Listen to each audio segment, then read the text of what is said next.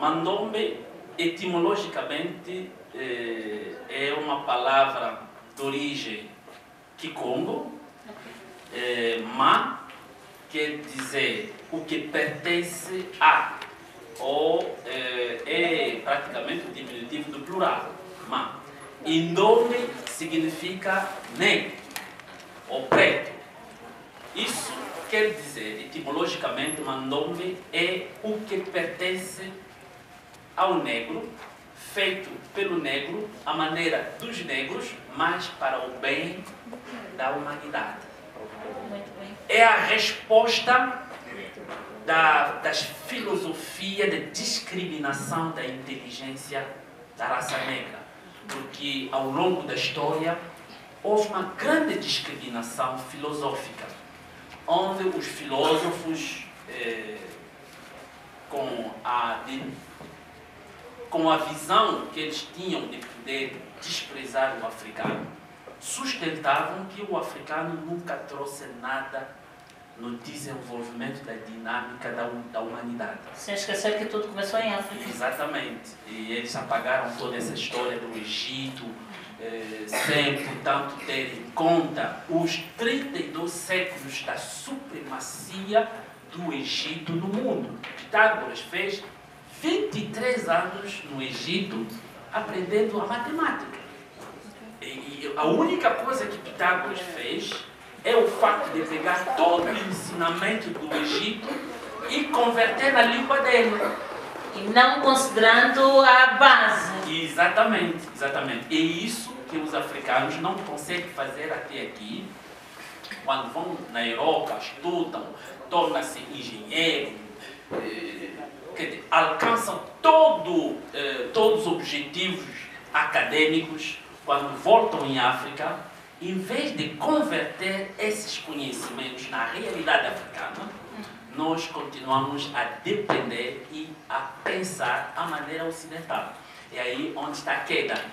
É por isso esse tema foi bem inspirado. Foi bem inspirado? Diretora, nossa, muito obrigada. Vamos bater palmas para o nosso...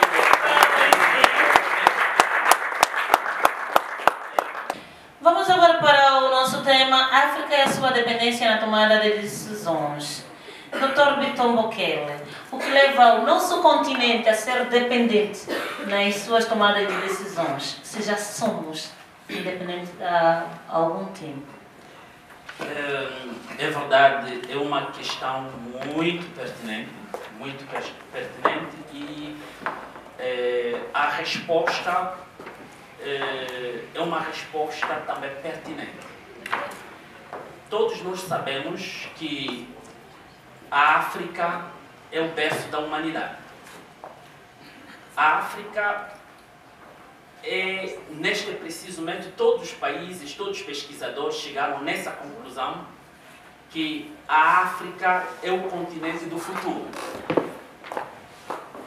Infelizmente, a situação atual nos leva a entender que a África ainda continua a depender dos seus ex-colonizadores ou da comunidade internacional. A África não consegue tomar decisões por si própria.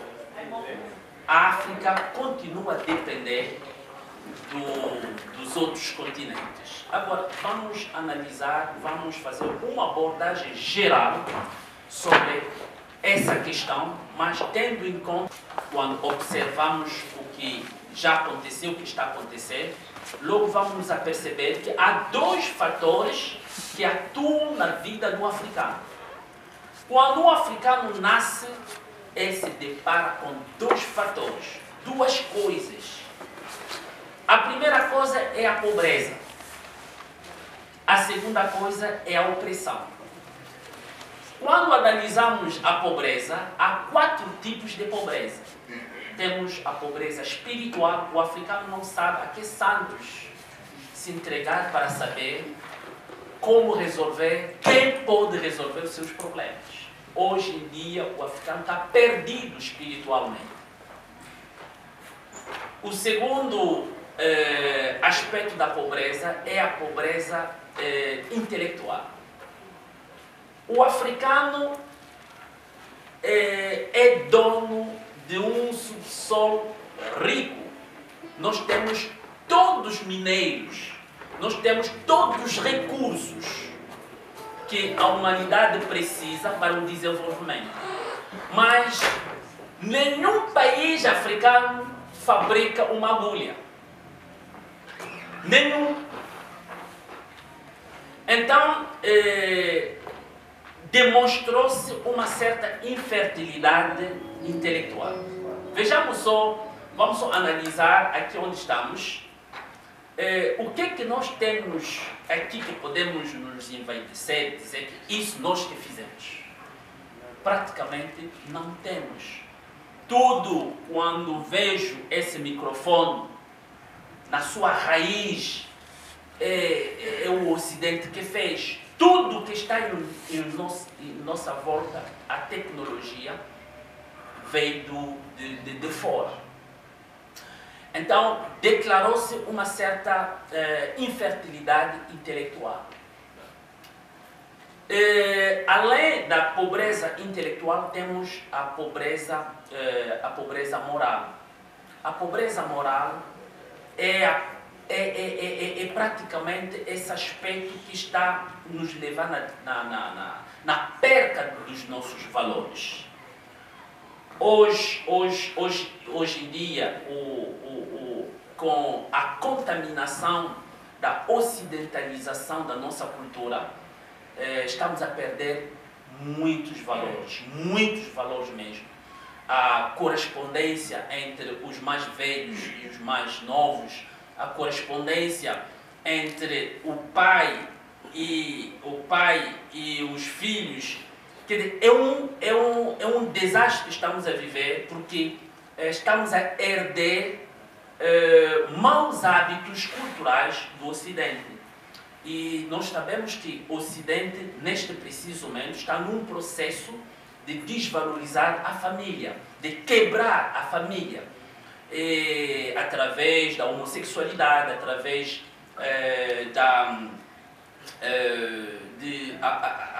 através dessa visão de reduzir a população mundial. Então, o Ocidente desvalorizou a família. E para o africano, a família é sagrada.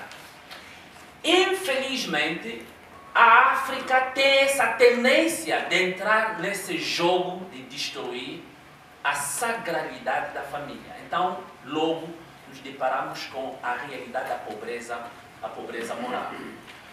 E o último aspecto da pobreza que eu vou focar é a pobreza social. A pobreza social, o que estamos a viver na nossa comunidade, nas nossas sociedades, é o somatório da pobreza espiritual, da pobreza moral e a pobreza intelectual. Bom, eu não vou entrar na profundidade porque é um campo muito extenso. Então, vou agora falar do segundo aspecto, dos fatores que caracterizam o africano ao nascer. É a opressão. Na opressão temos três tipos de opressão. Temos a opressão ontológica. A opressão ontológica é a opressão, a opressão que leva ao desprezo da nossa personalidade como ser humano. Na história podíamos constatar que o africano podia ser vendido, podia ser castigado, sem, portanto, que se falasse dos direitos humanos. A escravatura, a colonização, tudo isso faz parte do pacote da opressão ontológica. Nós não éramos considerados como seres humanos. E, infelizmente, precisaria mesmo das imagens do slide que eu orientei para me apoiar, mas para apresentar como é que esse aspecto que eu estou a focar se apresenta. Mas não tem problema. A opressão ontológica é a crise da nossa identidade como ser humano. Fomos tratados como se fôssemos animais. E depois temos a opressão teológica. A opressão teológica é nessa opressão em que se definiu que o africano não tem nenhuma personalidade espiritual. Ele podia ser tratado como um animal. É por isso o Papa Nicolau V, nos anos em 1400 e tal, deu a autorização aos comerciantes ou aos portugueses, aos exploradores, de vir colonizar, de vir escravizar os africanos, com o decreto, ou a bula papal, que deu autorização, a licença aos exploradores de nos tratar como se fôssemos animais que não têm almas para ser respeitados. E, por último, temos a opressão epistemológica. Na opressão epistemológica é aí onde vamos constatar a crise da personalidade intelectual. Nós não fomos considerados como seres inteligentes.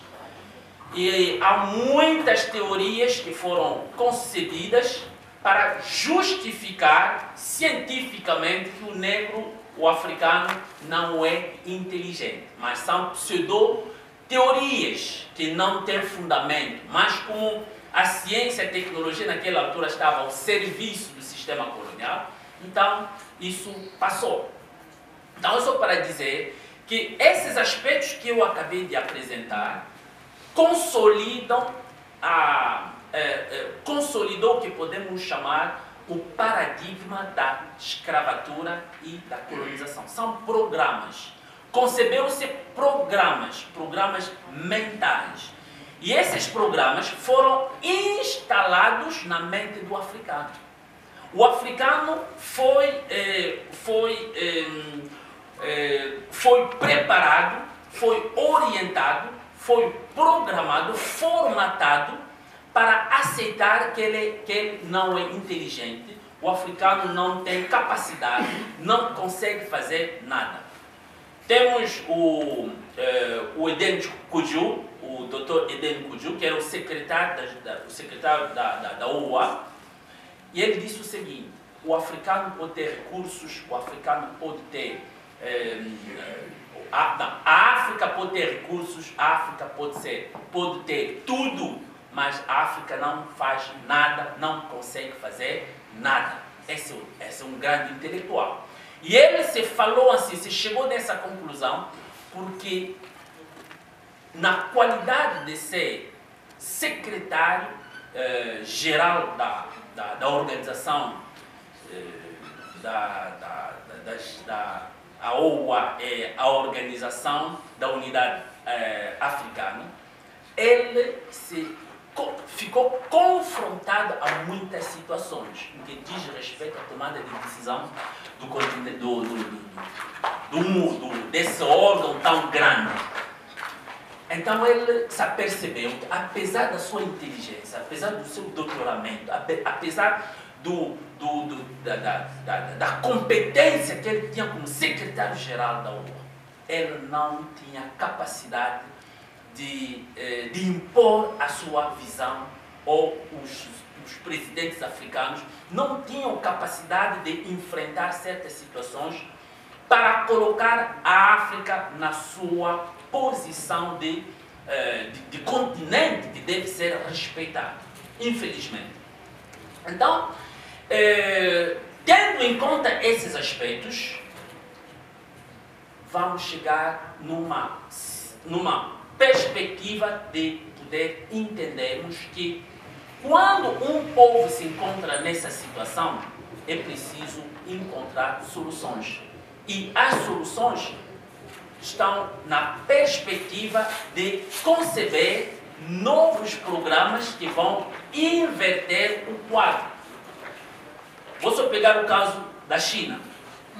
A China, em 1960, a China foi um dos países mais pobres do mundo.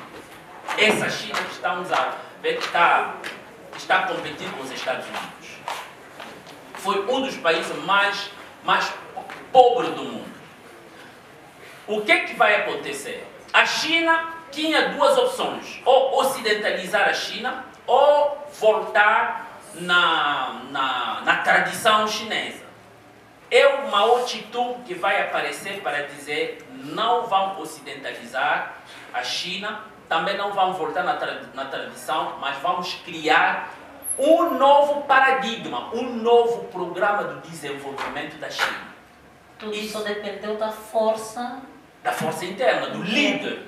O Mao Tse-tung, que era o líder naquela altura, em 1963, assume a responsabilidade de trazer uma nova dinâmica, um novo sistema de pensamento. E ele concebeu o sistema de pensamento e escreveu um livro que se chama Livro Vermelho, de Mao Tse-tung. É nesse livro onde ele vai descrever todo o sistema de pensamento. A opressão ontológica é a crise da nossa identidade como ser humano. Fomos tratados como se fôssemos animais. E depois temos a opressão teológica. A opressão teológica é nessa opressão em que se definiu que o africano não tem nenhuma personalidade espiritual. Ele podia ser tratado como um animal.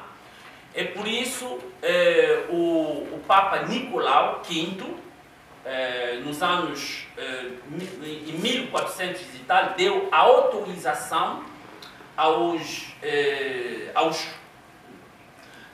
aos comerciantes ou aos portugueses, aos exploradores, de vir colonizar, de vir escravizar os africanos, com o decreto, ou a bula papal, que deu autorização, a licença aos exploradores de nos tratar como se fôssemos animais que não têm almas para ser respeitados. E, por último, temos a opressão epistemológica. Na opressão epistemológica é aí onde vamos constatar a crise da personalidade intelectual. Nós não fomos considerados como seres inteligentes. E há muitas teorias que foram concebidas para justificar cientificamente que o negro, o africano, não é inteligente. Mas são pseudo-teorias que não têm fundamento. Mas como a ciência e a tecnologia naquela altura estavam ao serviço do sistema colonial, então isso passou. Então, só para dizer que esses aspectos que eu acabei de apresentar consolidou o que podemos chamar o paradigma da escravatura e da colonização. São programas. Concebeu-se programas mentais. E esses programas foram instalados na mente do africano. O africano foi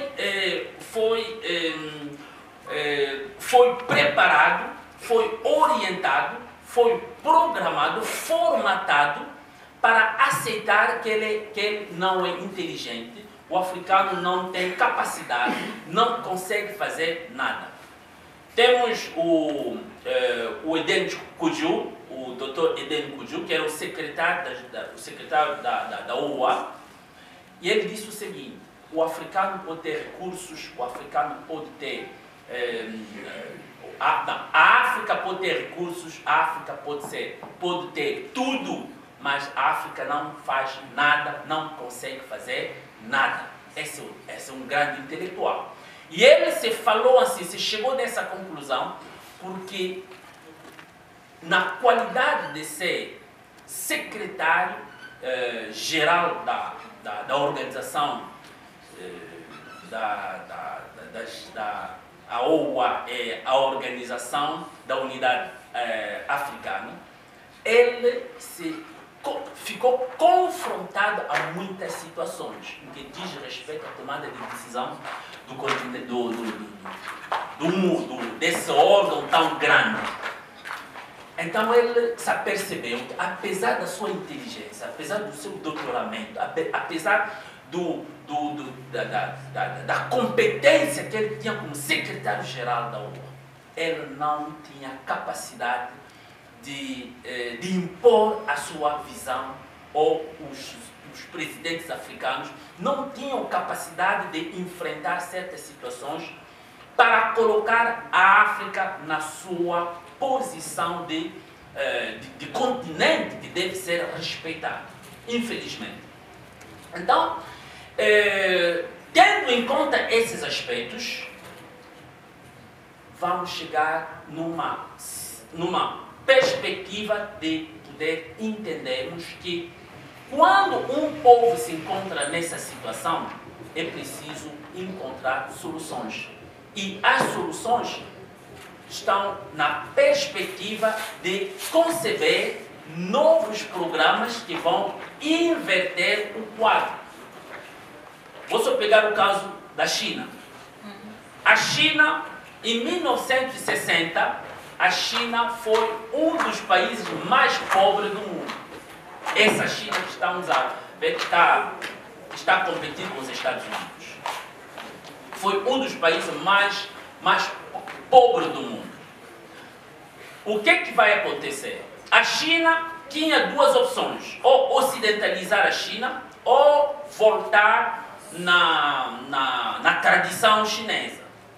É o Mao Tse-tung que vai aparecer para dizer: não vão ocidentalizar a China, também não vão voltar na tradição, mas vamos criar um novo paradigma, um novo programa de desenvolvimento da China.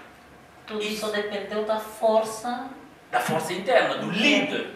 O Mao Tse-tung, que era o líder naquela altura, em 1963, assume a responsabilidade de trazer uma nova dinâmica, um novo sistema de pensamento. E ele concebeu o sistema de pensamento e escreveu um livro que se chama Livro Vermelho, do Mao Tse-tung.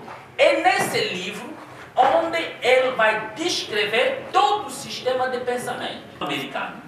Revolucionou a biologia. Ele, nas suas pesquisas, percebeu que o ser humano pode mudar a sua biologia, a sua situação genética, através do seu pensamento.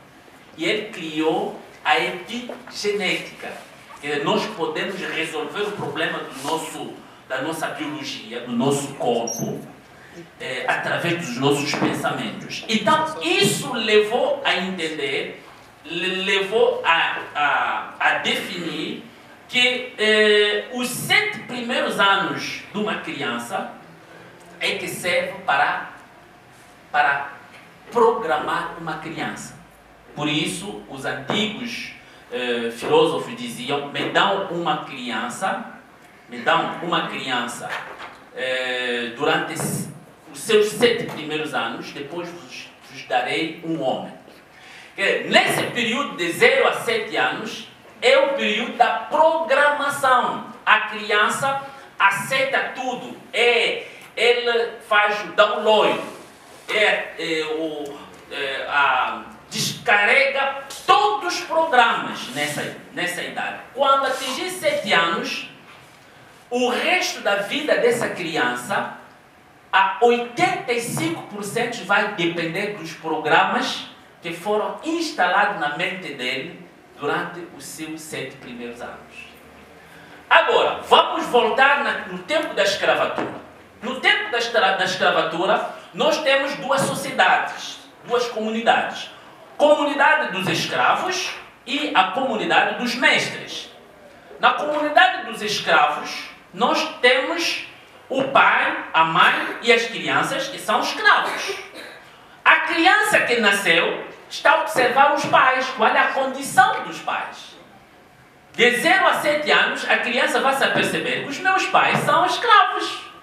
Mas do outro lado da casa está o mestre e a sua família. O filho do mestre vai se aperceber que o meu pai tem escravos e nós somos donos. Eu sou futuro mestre desses escravos. Então, é isso, a programação da criança, da criança do pai que é mestre, vai se programando para ser o futuro mestre. E a criança que está na casa dos escravos vai crescendo com os programas da dominação. Eu sou escravo. E isso passou de geração em geração, tornou-se um assunto genético. Tornou-se genético e transmitiu-se de geração em geração. E até neste preciso momento estamos nessa condição. E temos, além disso, temos programas específicos. Por exemplo, Willy Lynch concebeu programas de manter os escravos na situação de subordinação absoluta de gerações em gerações.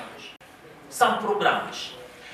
E depois da abolição da escravatura, não houve programas de desprogramar os escravos mentalmente. Por isso ainda vemos esta constante saída de africanos para o Ocidente.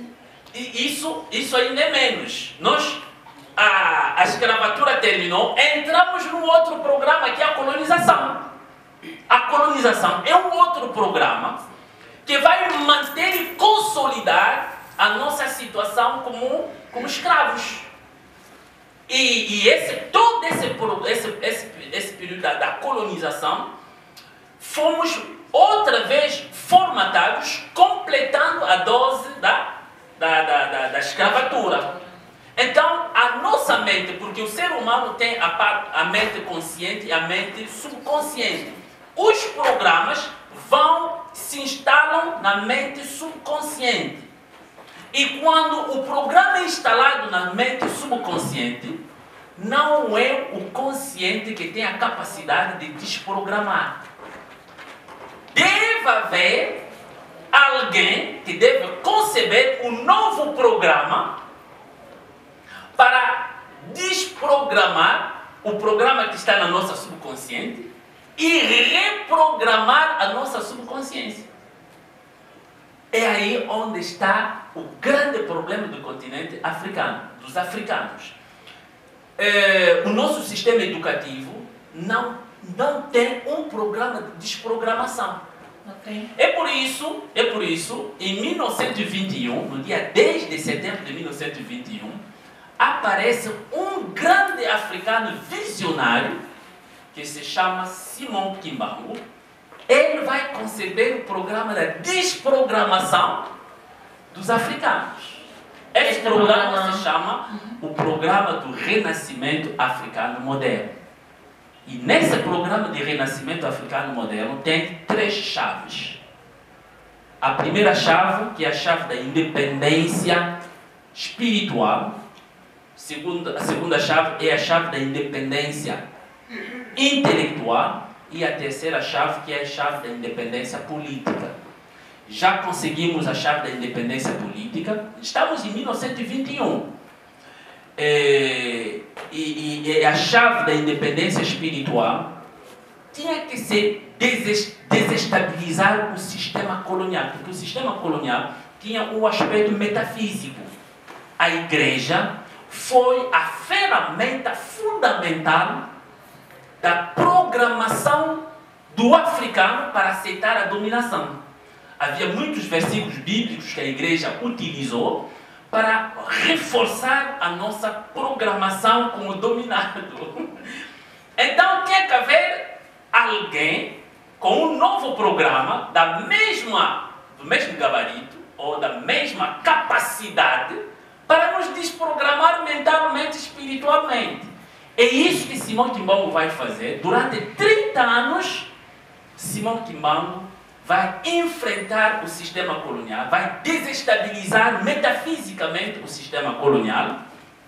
É assim que ele vai ser preso durante 30 anos, mas ele tinha uma capacidade espiritual de aparecer em qualquer sítio que ele quisesse aparecer. Hoje em dia há um livro que está a se escrever, que já se escreveu, onde está a se falar do Simão Kimbangu, que desestabilizou o sistema colonial e aparecia naquela altura em 42 países africanos a falar das independências. Okay. Então temos o Dr. Sérgio, que escreveu também sobre essa personalidade, com esses 2 livros, conforme podemos ver, a África, de Kimbangu Kagame, podemos encontrar esses aspectos que eu estou me referindo. Temos também o Mandombe. O Mandombe faz parte do programa da desprogramação que está dentro do programa do Renascimento Africano Moderno. Então, é só para dizer que o nosso problema é espiritual, o nosso problema é mental. É preciso que haja mudança ou reforma no sistema educativo. É sério, porque é no sistema educativo que onde vai se formar os futuros dirigentes do país. Então não há valorização do africano enquanto pensólogo? Não há. E nós não podemos esperar a Europa vir nos valorizar. Isso não vai funcionar. Vou só vos dar um exemplo. Há um ano atrás, realizou-se um grande fórum na França. E havia lá um grande pesquisador francês que estava a fazer análises. Ele disse o seguinte: a Europa não está ainda a dar conta da grande riqueza que ele detém até neste preciso momento no que diz respeito ao continente africano. O continente africano ainda pertence à Europa. Por quê? Porque a África fala português. O português é uma língua europeia. A África fala francês. O francês é uma língua europeia. A África fala inglês. O inglês é uma língua europeia. Além das línguas, o africano raciocina nas línguas europeias. Não há comunicação. Quer dizer, há uma diferença entre falar a língua e pensar na língua. Nós pensamos a maneira europeia. Hoje, por exemplo, se tivermos um problema político a nível do país, se pedirmos opiniões aos políticos, o político africano ou angolano vai ainda dar, do ponto de vista do raciocínio, vai ainda dar volta na Europa, vai ir buscar Jean-Jacques Rousseau, vai ir buscar Platão, vai esquecer que a África já teve pensadores no contexto da política. Já tivemos reinos, já tivemos impérios. Esse político não vai em Banza Congo para ir ver o que os nossos antepassados podiam dizer. Não vai ver o Soba. Não vai consultar intelectualmente um Mali. São grandes impérios que manifestaram a grandeza intelectual. Então, intelectualmente, nós estamos na altura de desfazer. Agora, esse francês, no fim, disse, analisando esses 3 aspectos, quatro aspectos. Quer dizer, nós falamos as línguas deles e raciocinamos nas línguas deles, porque todos os programas de ensino são eles que concebem, para fortalecer a nossa dependência. Então, nesse contexto, ele chegou na conclusão e disse, tendo em conta esse aspecto, ainda somos propriedades deles. Ainda a África, os africanos pertencem à Europa. Olha, a história do Papá Simão Kimbangu é uma história maravilhosa, porque Papá Simão Kimbangu surge num contexto período central da colonização. O período central da colonização vai de 1920 até 1950. Esse período central da colonização é o período da estabilidade do sistema colonial. O colônio estava sossegado que a partir daqui já não haverá nenhum africano que vai levantar o dedo para solicitar, reivindicar as independências. É nesse período, em 1921, que Papai Simão Kimbangu vai inaugurar o programa do Renascimento Africano Moderno, num discurso que se chama Discurso de Mbanza-Nsanda, do dia 10 de setembro de 1921. Só que nesse discurso, Papai Simão Kimbangu alerta que o tempo chegou, eu tenho que me entregar ao colono. O meu nome estará silenciado e a minha obra. Quer dizer, o colonizador iria criar um mecanismo para pisar e não falar do nome do Simão Kimbangu. É nesse sentido que Papai Simão Kimbangu vai se entregar, vai ser julgado pelo Tribunal Militar belga e vai preso e vai cumprir 30 anos de prisão. Então, nesses 30 anos de prisão que ele vai cumprir, Papai Simão Kimbangu vai continuar a sua obra de despertar o continente africano através do seu plano. Infelizmente ou felizmente, o sistema colonial cria mesmo um mecanismo para não divulgar o nome de Simão Kimbangu.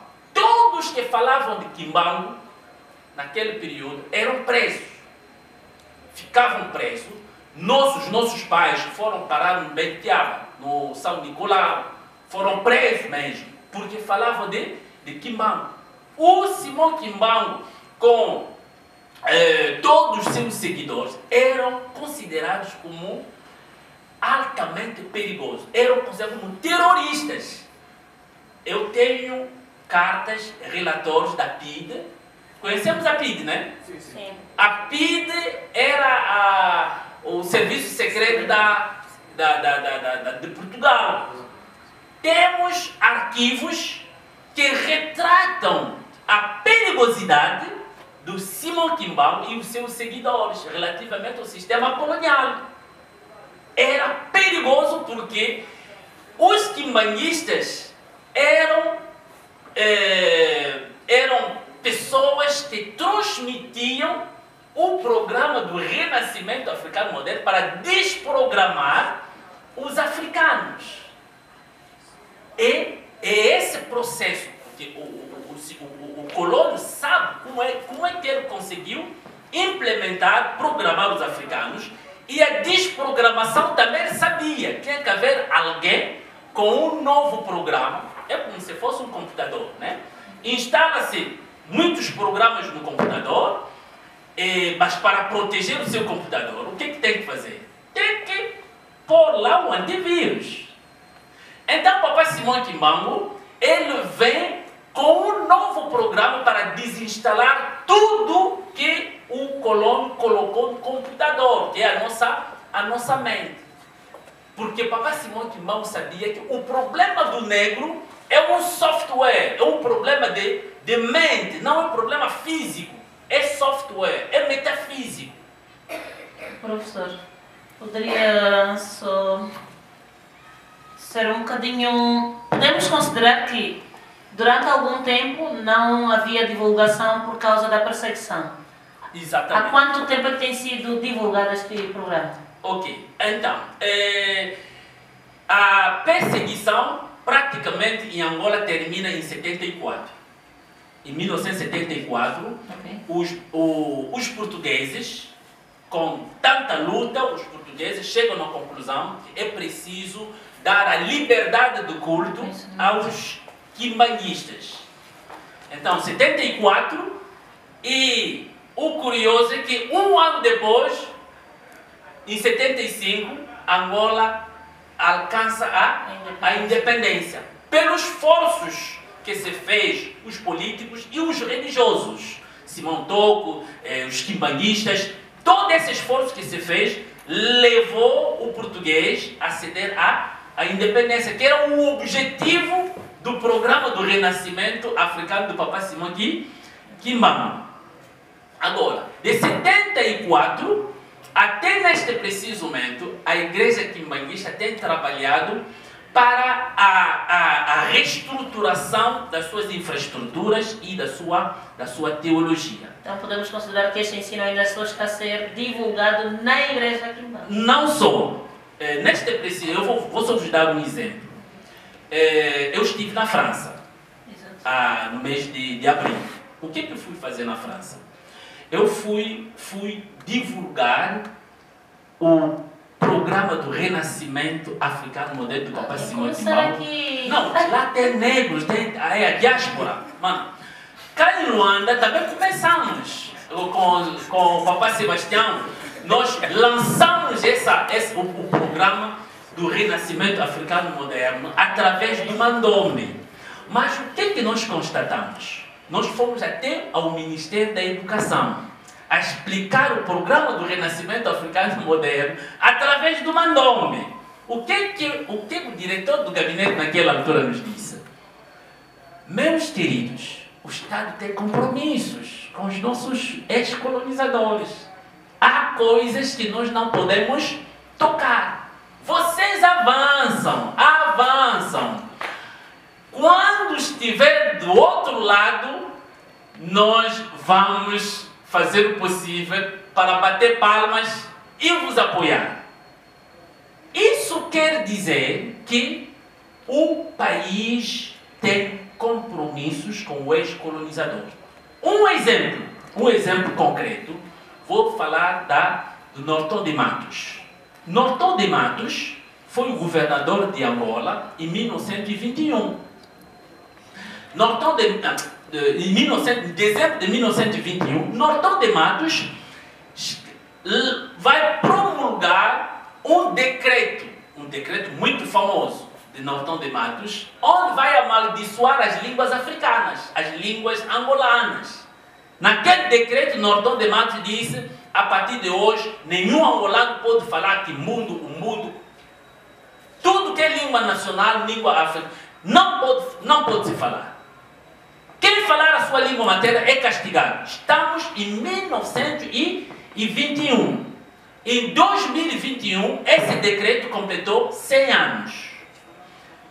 Angola é independente desde 1975, mas não houve nenhuma cerimônia jurídica para pôr em causa Eu tenho a língua portuguesa que fala mais alto. O meu Kikongo está lá embaixo no fundo, é inexistente. Então, isso implica que, mesmo no tempo da independência, uma coisa mais básica, que é a língua materna, temos dificuldades de poder fazer sobressair a nossa língua materna. Sim, mas eu sempre vou voltar na questão da programação. Exato.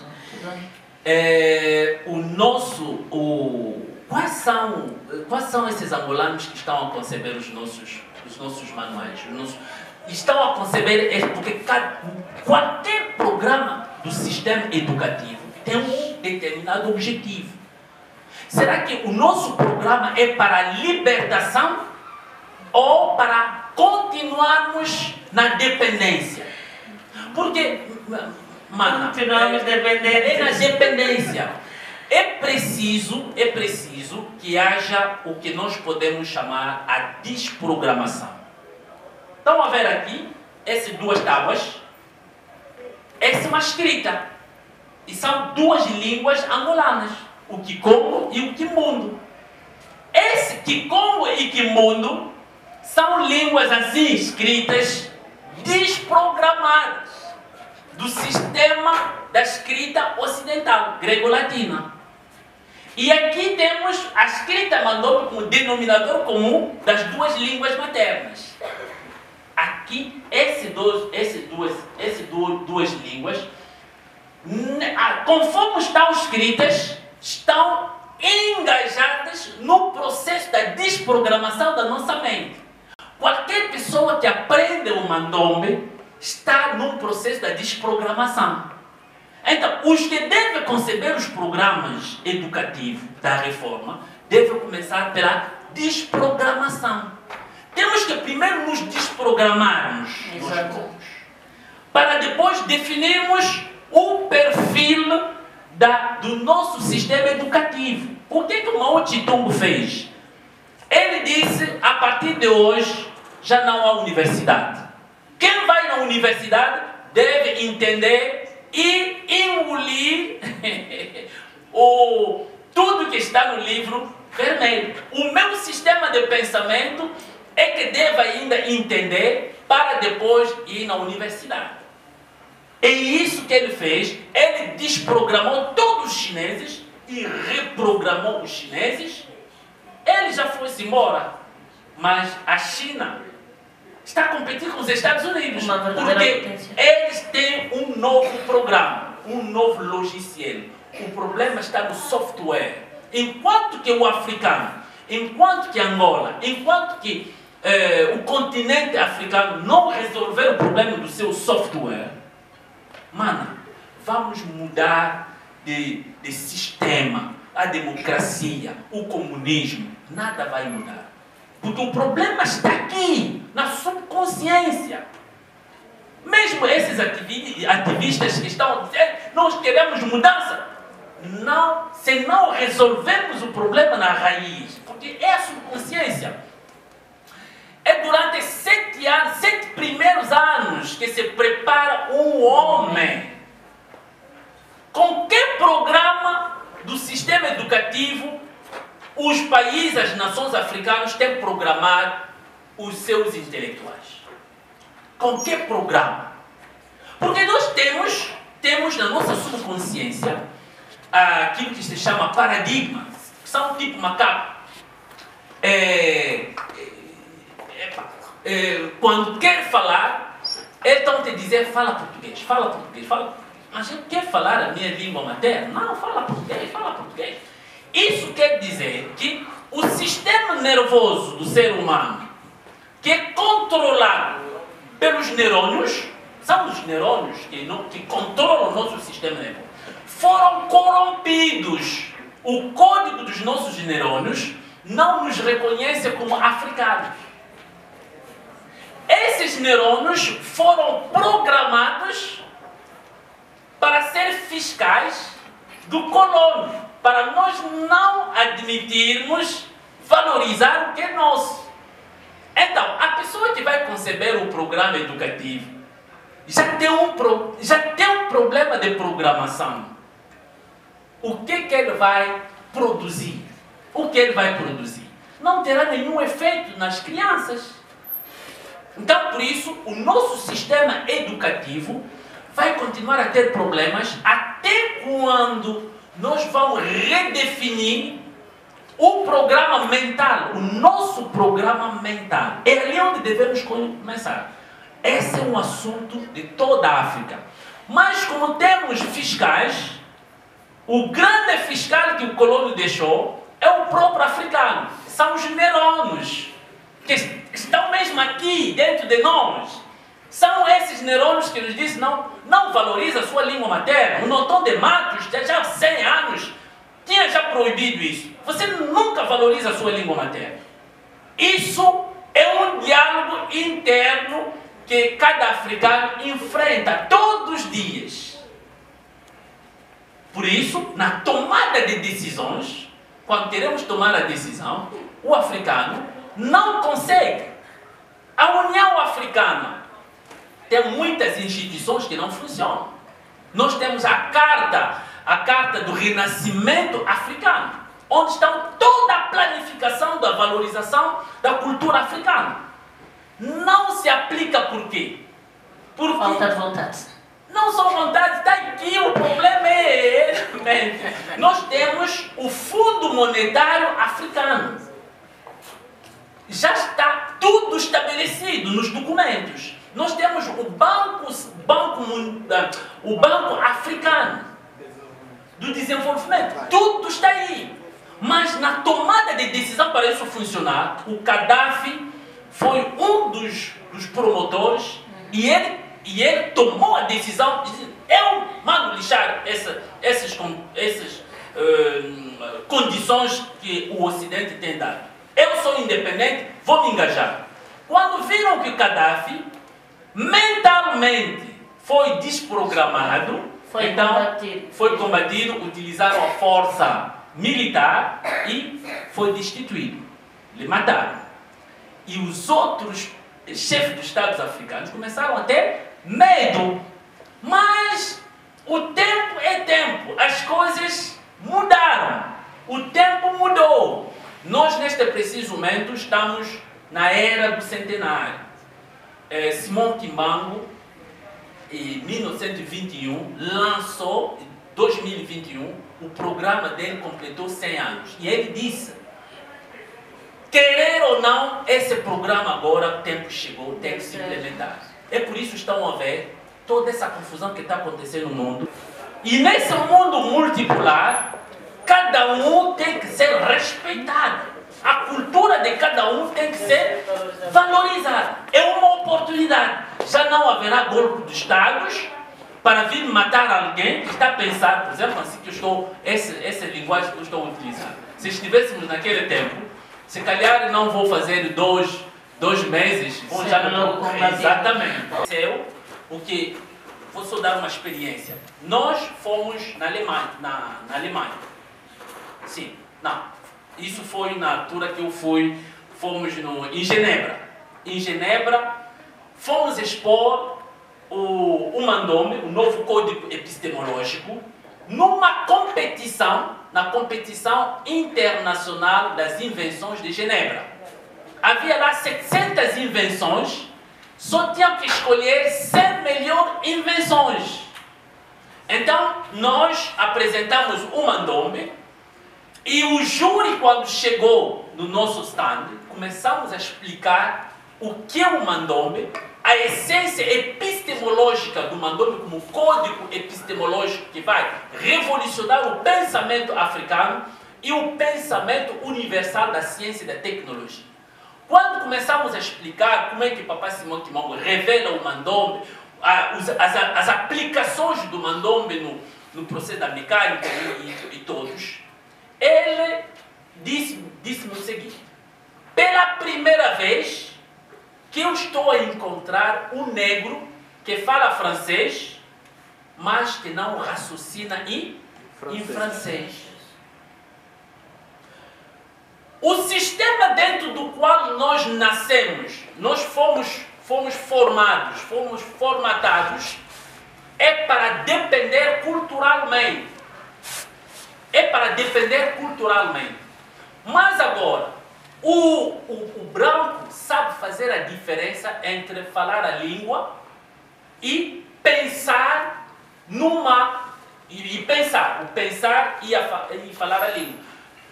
As línguas que eu falo são línguas que me permitem apenas para me permitir transmitir o meu sistema de pensamento. Eu tenho um outro software, um outro sistema de pensamento. Eu não raciocino em português, não raciocino em francês, nem em inglês.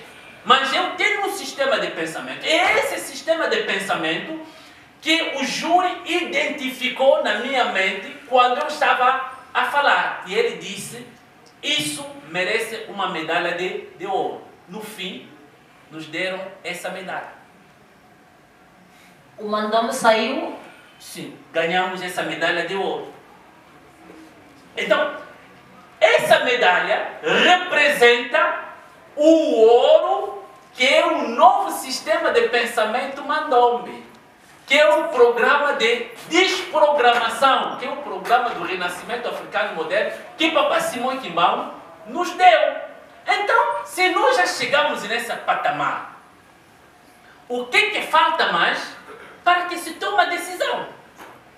Porque a questão da cultura é um assunto político. Os políticos devem se engajar. É isso que a China fez. É isso que os outros países também fizeram. O Vietnã foi um país que foi colonizado pelos franceses. Mas depois da independência, o Vietnã trocou tudo.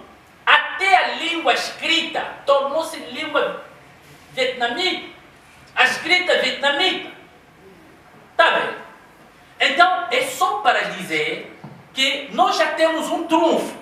A Europa, porque nós, para aceitarmos o que é nosso, do renascimento africano moderno que o Papai Simão de Mão disponibiliza, em 6 meses nós podemos nos desprogramar. Em 6 meses? Em 6 meses. Em 6 meses, porque o Mandombe, que estão a ver, foi revelado através da descoberta do Muro de Bloco.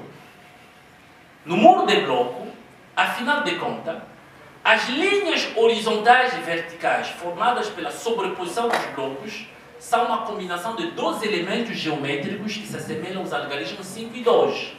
Então, com 5 e 2, podemos fazer a reconstrução do Muro de Bloco. E, a partir desses 2 elementos, criamos elementos simples, elementos compostos e elementos complexos. E, através dos elementos complexos, temos um elemento que tem a capacidade de efetuar um movimento de rotação a partir de 0 graus até 180 graus. Essa já parte da trigonometria, mas no contexto africano. À medida que vamos aprender todos esses passos, nós, no nosso programa educativo, vamos resolver os problemas da subconsciência. Há exercícios que vamos começar a fazer, exercício da construção do muro de bloco, de esquerda a direita, de direita a esquerda, de cima para baixo, de baixo para cima. Todos esses exercícios são exercícios que nos levam a criar um novo paradigma, a treinar de novo a nossa mente numa perspectiva de tornar-se obsoleto o que foi programado na nossa mente e enaltecer um novo sistema até que chegarmos no ponto de começarmos a escrever a nossa língua Imandombe, porque depois da aprendizagem da escrita vamos agora aprender o Kikongo, o Kimbundo e Mandombe, Nganguela, na escrita Mandombe. Agora, o outro aspecto, na mesma perspectiva, é a questão mental. Todo desenvolvimento deve se basear numa estrutura mental de um país. Qual é a nossa estrutura mental? A estrutura mental é essa estrutura que representa o ideal da nossa, o ideal, ou a versão ideal de nós próprios, ou do nosso país. Qual é a versão ideal do nosso país? É aí onde eu descobri um escritor, o Dr. F. Chikondo, Francisco Queiroz, o ex-ministro da Justiça, que escreve uma ciência-ficção, o Grande Império Cassitur, onde ele apresenta a situação do continente africano ou de Angola, o que Angola será daqui a 150 anos. Francisco Queiroz. O que a África vai ser daqui a 150 anos? Isso é para quebrar a visão afropessimista. A visão afropessimista do continente africano, dos africanos. Os africanos foram programados que do africano não sai nada de bom. Então é preciso criar uma estrutura mental que projeta a mente no futuro do ser humano. E essa projeção, através desse programa, através desse livro, que eu considero também como um software. Okay. É um software de programação futurista. Por exemplo, nas escolas, podemos começar a treinar a mente das crianças daquilo que nós seremos daqui a 150 anos. E trazer o futuro no nosso presente. Mentalmente começamos a raciocinar como se estivéssemos já há 150 anos à nossa frente. Então, aqui temos a ciência-ficção e o Mandombe é o veículo, ou o Programa de Renascimento Africano Moderno de Papai Simão Kimong, é o veículo que já está no presente, que vai nos levar no futuro, daqui a 150 anos. Então, quem estiver a aprender o Mandombe, vai aprender todas essas lógicas, até a ciência-ficção, concepção de desenhos, arquitetura, todos esses aspectos vamos encontrar em Mandombe. Então, por isso, podemos preparar mais uma palestra, onde vamos fazer demonstrações no quadro, para mostrarmos como é que em 6 meses é possível nos desprogramarmos. Por exemplo, com esse programa, eu fui formado pelo professor Wabeládio, que captou esse conhecimento do Papai Simão Kimong, e eu tinha um problema. O meu problema é que eu queria ver a aplicabilidade de alguns conceitos matemáticos das ciências sociais. Mas quando eu aprendi Mandombe, porque nós temos 2 hemisférios, o hemisfério esquerdo e direito. O hemisfério esquerdo é que trata das questões lógicas, matemática e tudo. E o hemisfério direito é que trata das questões das emoções, essas ciências sociais e tudo.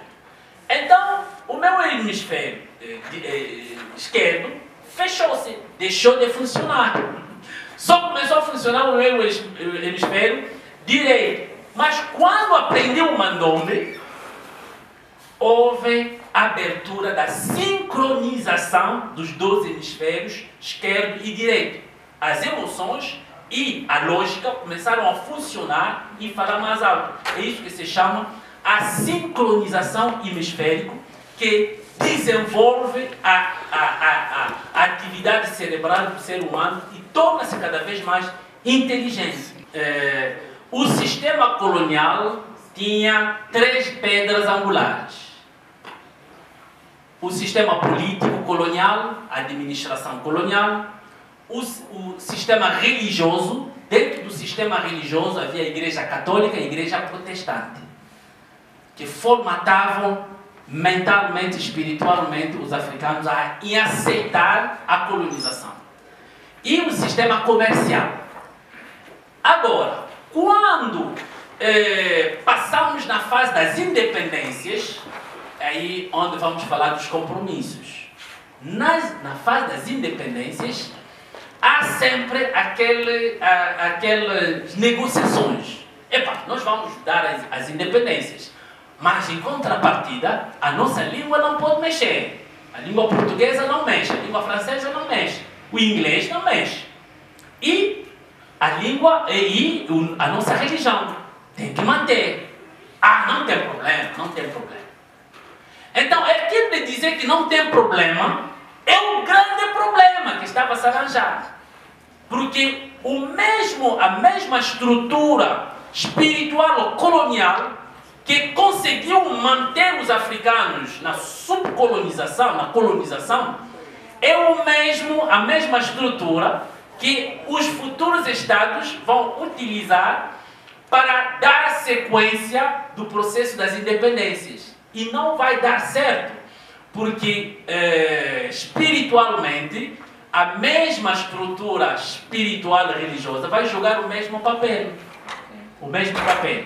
Então, é uma questão política, praticamente, uma questão política, e é preciso que haja coragem de tomar uma decisão, de dizer, a partir de hoje, nós temos que adotar um sistema religioso, ou, se não for para adotar, por exemplo, a partir de hoje, quando há inauguração de uma infraestrutura, nós, em vez de chamar o padre, que já o fez desde então, no tempo da colonização, vamos chamar um pastor de uma igreja que participou no processo da descolonização. Na verdade, a Europa, se formos a ver a história da Europa, houve um período muito interessante que levou a Europa a sobressair. É o período do Renascimento. A Europa teve a época do Renascimento. É o Renascimento que criou as bases, podemos dizer, um novo software que vai permitir à Europa de se lançar naquilo que chamamos a Revolução Industrial. Então, com base na Revolução Industrial, eles tiveram a capacidade da hegemonia do mundo, onde descobriram muitas invenções que lhes colocou numa supremacia. Agora, a África, antes de falarmos da Revolução Industrial Africana, temos que necessariamente passar pelo Renascimento Africano. Por isso estamos a falar do Renascimento Africano moderno.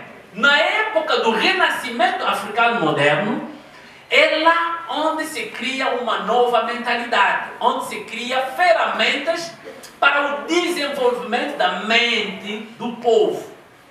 Nesse contexto, temos que a África, como o processo do Renascimento Africano moderno já foi desencadeado por Papai Simão Kimão, desde 1921, então nessa fase é preciso que tenhamos novas ferramentas para podermos fortificar ou conceber, estruturar o nosso sistema de aquisição de conhecimentos. E temos que também ter ferramentas do nosso sistema religioso. É na época do Renascimento que se define tudo isso. Por exemplo, na época do Renascimento Ocidental, é lá onde eles definiram a nova maneira de fazer as pesquisas. Naquela altura, o Leonardo da Vinci tomou a decisão de dizer que nenhum conhecimento pode ser considerado como conhecimento científico se não passar pela demonstração matemática. Tomaram a decisão na época do Renascimento e isso deu resultado na época da Revolução Industrial. São essas questões também a nível do continente africano que devem se implementar. Nessa época do Renascimento é um momento apropriado que devemos definir o nosso sistema político, o nosso sistema econômico, o nosso sistema educacional. Por exemplo, Rabelais tinha dito, no nosso tempo, tudo nos interessa. Temos que aprender tudo, mas tudo. É por isso, vão ver, que os europeus passam horas e horas a filmar formigas. Eu acompanhei um europeu que veio da Europa a fazer a coleção de borboletas das florestas africanas, África Central. Borboletas. Mas esse espírito, essa mentalidade é o resultado do programa do Renascimento Ocidental. Então, tudo isso que estamos a fazer, eu vou pedir à mediateca, a Zedu, para abrir esse campo. Nós estamos dispostos mesmo para passar esses conhecimentos a fim de termos jovens desprogramados. Isso é muito fundamental e vai ajudar a nossa esperança. Na tomada de decisão, na tomada das decisões, é preciso termos africanos com mentes libertadas.